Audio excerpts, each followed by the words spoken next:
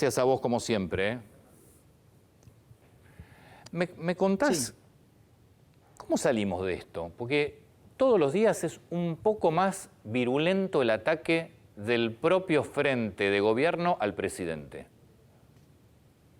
Bueno, yo creo que alguna vez o más de una vez te he dicho que la política es una mezcla de razón y de pasión. No todo en la política es lógico. Cuando entran a predominar las pasiones, bueno, ahí es cuando la política se torna incontrolable. Y yo creo que eso está pasando en este momento. La lucha por el liderazgo entre el presidente y la vicepresidenta, ¿no es cierto?, tiene una cuota de animosidad personal muy fuerte.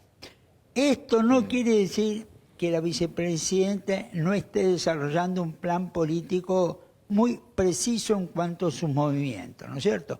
Pero creo que el conflicto no tiene la lógica racional, tiene la lógica pasional. Ahora, está bien, la lógica pasional manejando un país te puede llevar a estrellar al país.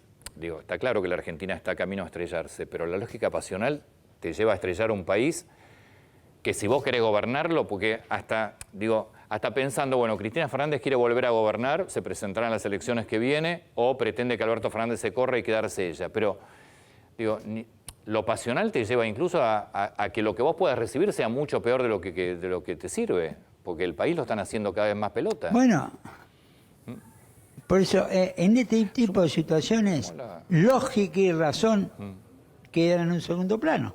Vos estás haciendo un razonamiento lógico, pero en los conflictos políticos...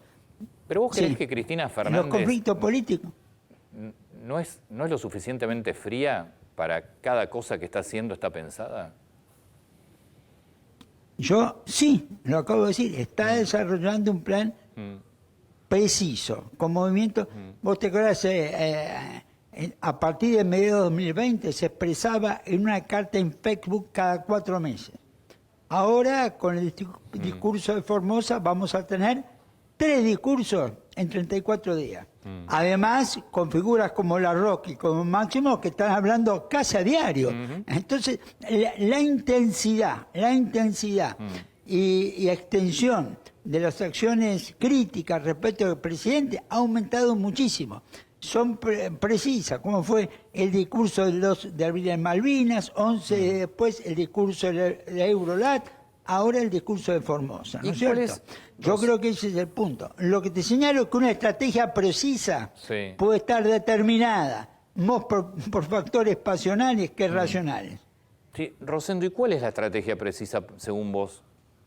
¿Cuál crees que es el plan de Cristina Fernández? Bueno, yo creo que el plan básicamente es tomar el gobierno. ¿Sí? ¿En qué sentido? El área económica. Es muy claro que está buscando el kirchnerismo un reemplazo del ministro de Economía. La economía es, yo te diría, el área número 1 en su importancia. Entonces, muy precisamente, supongo que después será reorientar la política exterior, ¿no es cierto? Y así, me da la impresión que este es el punto, ¿no es cierto? Casi te diría que la Roque lo transparenta.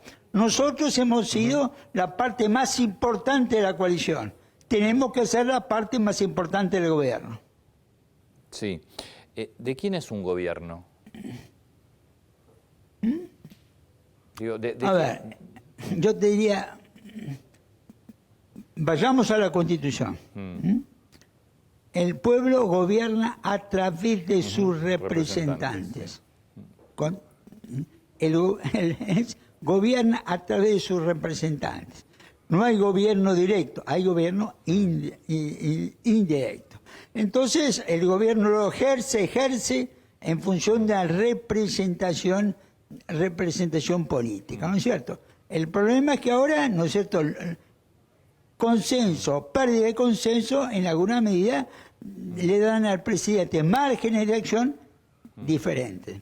Pero claramente el gobierno es del pueblo, pero delegado en sus representantes.